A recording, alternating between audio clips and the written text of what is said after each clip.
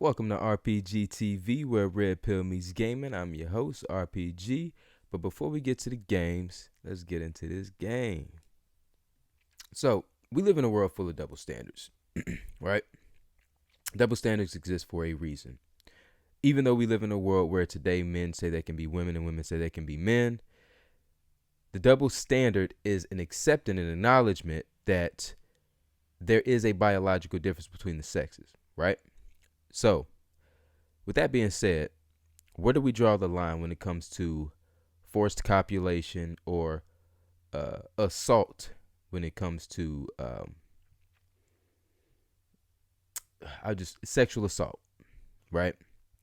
And I say that to say this: there is a case going on right now where a 31-year-old woman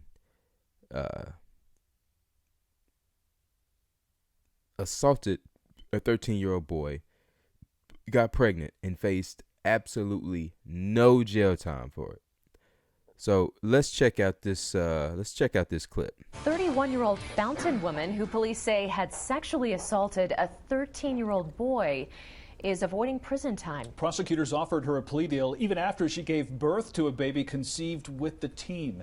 KRDO News Channel 13 Spencer Soysher joins us live from the El Paso County Courthouse where that plea deal was taken. And Spencer, the mother of that boy, is furious about the deal.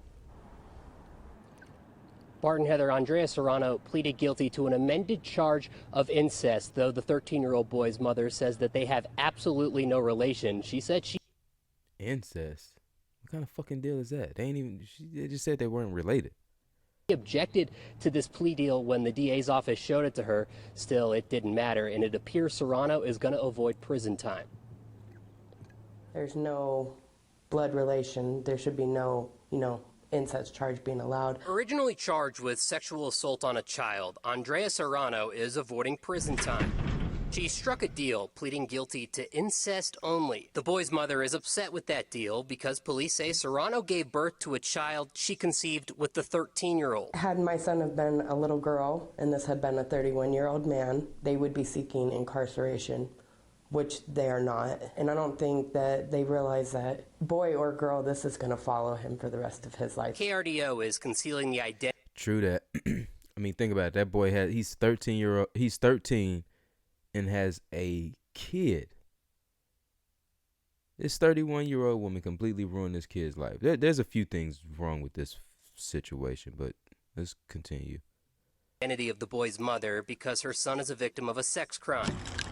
In May of last year, Fountain police claim Serrano admitted to them she was drunk when she had sex with the 13-year-old boy in her car and then was carrying his child. The boy's mother said she told the district attorney's office she was not okay with this plea deal. It's not necessarily uncommon. Legal expert Jeremy Lowe says giving someone a charge they aren't guilty of is not abnormal. Oftentimes there's plea bargains that get people to what's called essentially fictional pleas. But the mother says the boy wanted her prosecuted too and believes a fictional plea shouldn't be offered. I feel like she's getting a slap on the wrist for a crime that shouldn't be taken lightly. Hold on, what did they just say? It's double standard.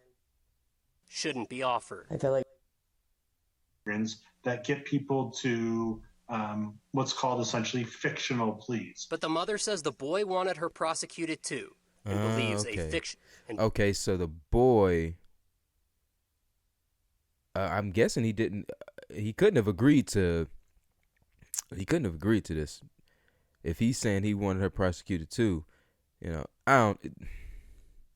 this is a strange case, but let's continue listening. Believes a fictional plea shouldn't be offered. I feel like she's getting a slap on the wrist for a crime that shouldn't be taken lightly. It's double standards in my eyes.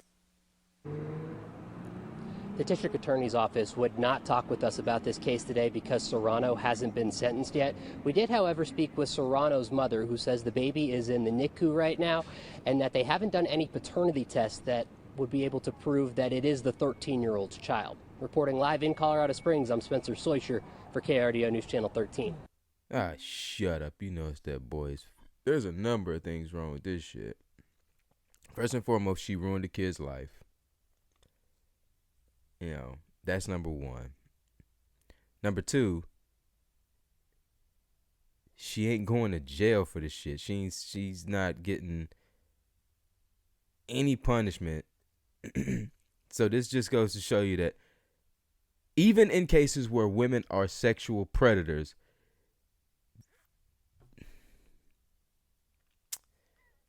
there's always something. They always got a safety net. There's always something to catch them from.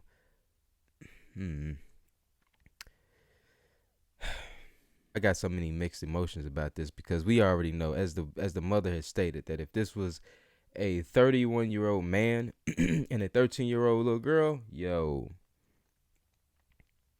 it would be a wrap. That dude life is donezo. Shit, he gonna, and not only is he gonna get a sentence, you know, his name's gonna be dragged through the mud. He'll have to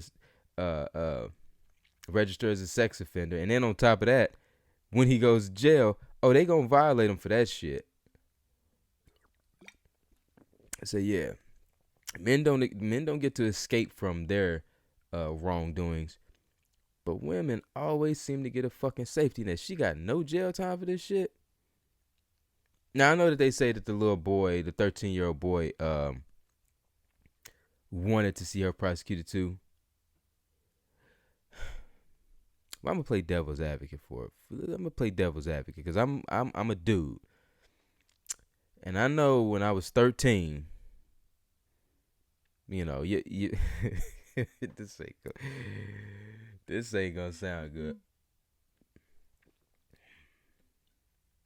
But let's just, if you're a fella watching this, just put yourself back in your 13-year-old self. Yeah, of course you had some little nerds out there that just play video games, watch wrestling. Yeah, I was one of those guys. And then you get introduced to some shit that you only heard about. And then things happen, because here's the one thing. She got pregnant by him. So I'm not going to just, yes, she's wrong because this is statutory. She's fucking, she's way older than this fucking kid. So I'm not on her side at all. But I'm just saying, as a 13-year-old boy, let's be honest.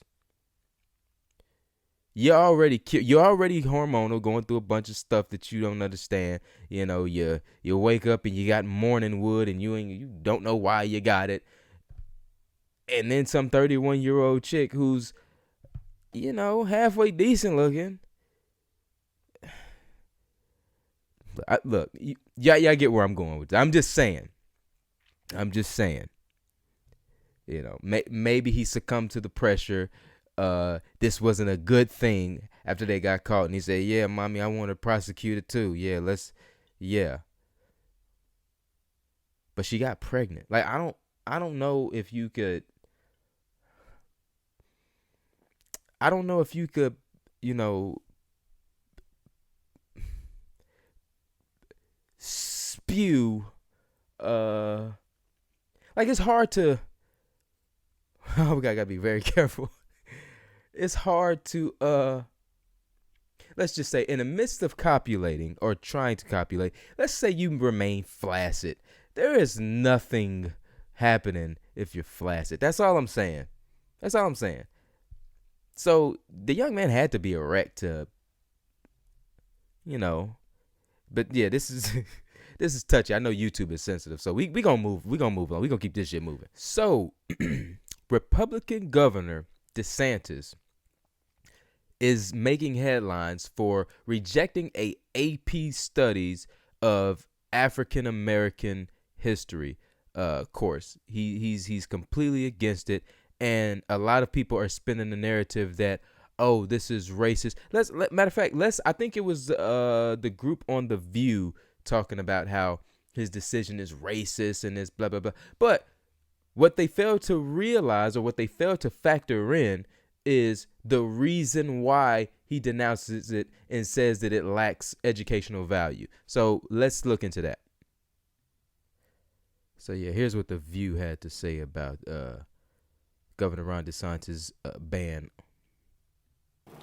So on the heels of banning AP African American Studies in the state high schools, Florida Governor Ron DeSantis has set his sights on higher education by announcing plans to block state colleges from offering programs on diversity, equity, and inclusion and critical race theory. Here's why he says he's doing it. Let's see the clip. We don't want students to go through at taxpayer expense and graduate with a degree in zombie studies. And so this is going to make a difference. We are also going to eliminate all DEI and CRT bureaucracies in the state of Florida. No funding, and that will wither on the vine. I think people want to see true academics, and they want to get rid of some of the political window dressing that seems to accompany all this. So that's no longer going to be in the state of Florida, and I think we probably are the first state that's actually leading by example. Example of what?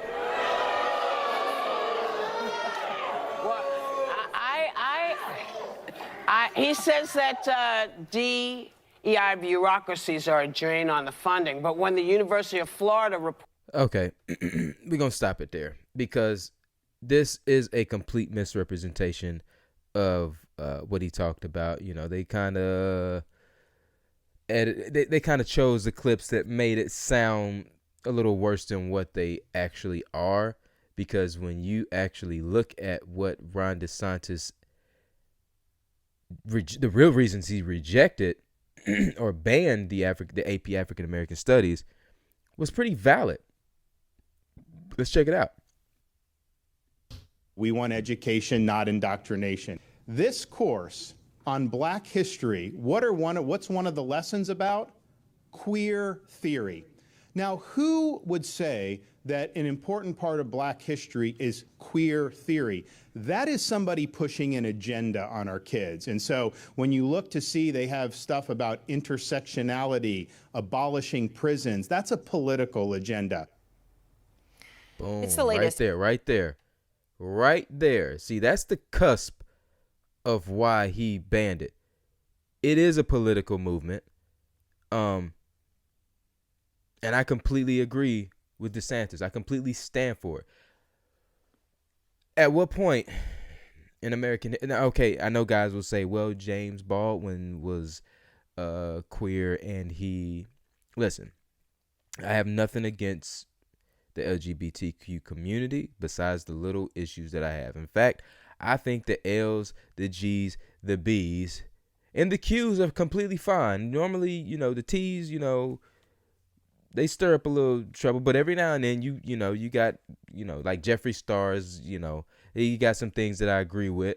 And there was a female comedian that I think I saw on a Breakfast Club. She and I will respect their pronoun. They want to be considered she, so I'm going to call them she. Jeffree Star, she.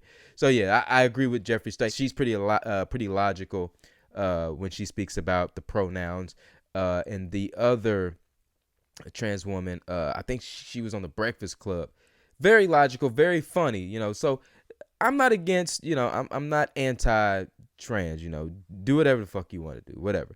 But when it comes to African American studies, queer theory is a completely separate, again, as I've stated before, this is a separate fight within a fight. So I think it should be separated from, if we're going to talk about African American studies, leave the African American in it. We don't need to get into this intersectionality shit. Like it just goes down. It just goes down a rabbit hole, and you find yourself lost because now we're talking about handicapped people or little like. Just keep the African American studies African American. Like he said, I agree with him. It sounds more like a political push than anything. So I agree with DeSantis. I stand with DeSantis. I believe he's correct on that. But I know the people will always try to spin the narrative to make it sound like, oh, he's racist. And no, dude, he had a fucking good point. He had a good point. And this is a sidebar. To me today, it seems like heterosexual white men and heterosexual black men have no fucking space. Anytime you are a straight male and you speak up on something that you believe in, even though everybody else has a space to speak however the hell they want and they can impose their ideas, it seems like anytime a heterosexual male speaks up on what he believes in or his opinion, it's immediately met with a bunch of aggression or, you know, it's protested. So, yeah, man, like I said, I agree with DeSantis. Yeah, I would reject it too. Shit. He said what he said. He said what he said. I agree. I'm gonna leave it at that.